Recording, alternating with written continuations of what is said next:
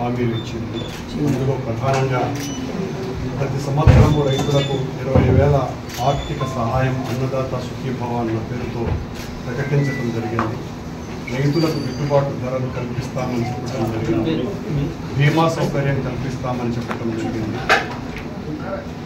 నిరంతరాయంగా కరెంటును సరఫరా చేస్తామని చెప్పడం జరిగింది.